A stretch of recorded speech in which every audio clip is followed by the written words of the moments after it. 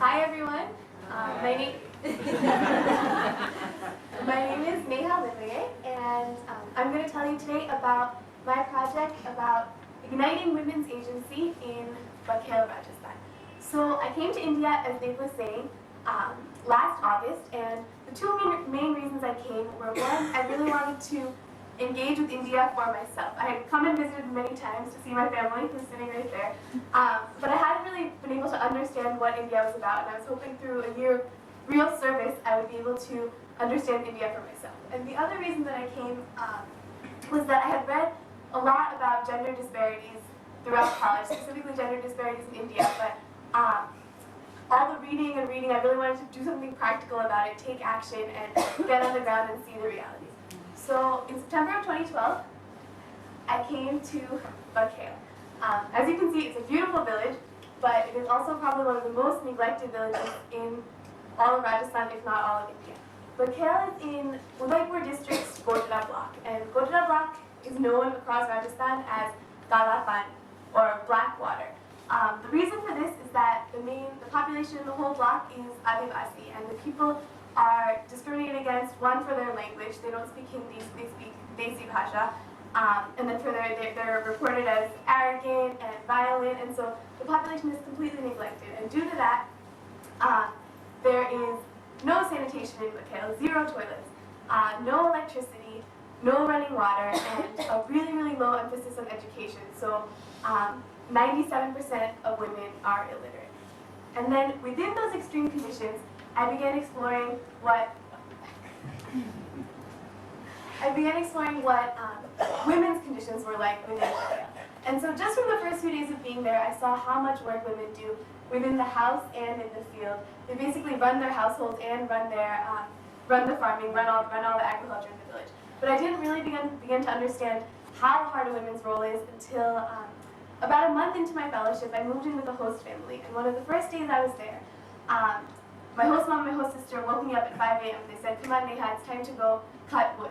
So before dawn, we walked out in the freezing cold. We walked about 6 kilometers up this mountain in order to chop firewood. And so I was trying to chop firewood. I didn't have as much experience, so I was mostly watching, but trying to help. Everyone's hands were getting cracked from the cold.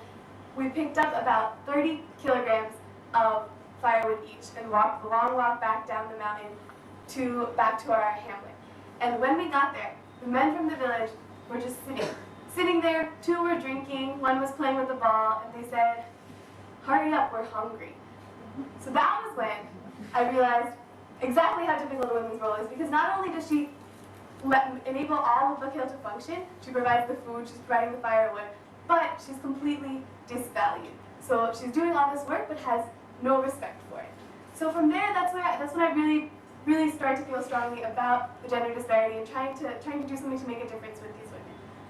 So my organization, Hunar Ghar, and I came up with this vision for women in Bihar to believe that they have the same value as men and to feel confident and comfortable in making their own social decisions. And so to kind of turn this vision into beginning to turn this vision into a reality, we decided to create women's groups in Bihar. So this is how the project evolved. The first step in creating women's groups, I learned quickly that you can't just go into a village and say, let's create a women's group, come on. You need to first build trust with the community. Bihar is a community that's been so neglected and faced so many hard times that it's a little bit more difficult to build that trust. So I spent a lot of the first few months just going house to house, visiting women, and trying to really understand what their problems are, what their views are. And then once that trust was beginning to get built, we began to start having women's meetings. So once every week or every 2 weeks, we called together a meeting of women. It settled around about 25 women that would come every 2 weeks. And the first thing we did was try and develop kind of a sense of group, a sense of group cohesion, and trying to get the women to understand that maybe alone they were disvalued, their husbands didn't respect them, their sons didn't respect them, but together they had this power that they could do something in the village, they could really work together to do something.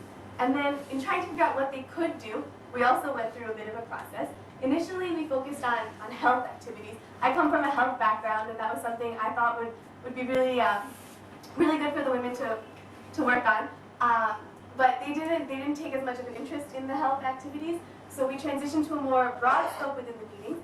And at this point, we have two women's groups that they have a savings program where they collect 50 rupees a month. They have two bank accounts. They're starting to learn sewing, and they're learning different things about health education, about maternal health, about immunizations, about hygiene. So I'm going to quickly tell you about some of the changes we've seen so far. The first is just there have been a few improvements in health, in just understanding how diseases are caused, why it's important to wash your hands. We also built tippy taps in our village, like the shans. Another community change is that now the women have a space where they can be.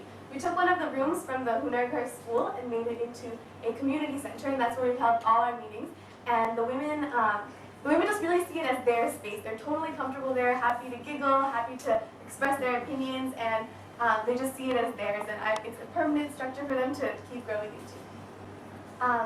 Another really big change is that the women are now in the public sphere. They feel like, because of this group, they say things like, with our group, we can go anywhere. Before, they were only comfortable maybe going right outside the village, but now they've done presentations in front of the whole village. They've gone to the bank, they've gone to visit larger organizations, and it's just something that's a growing sense of them that they can do stuff outside of Bookend.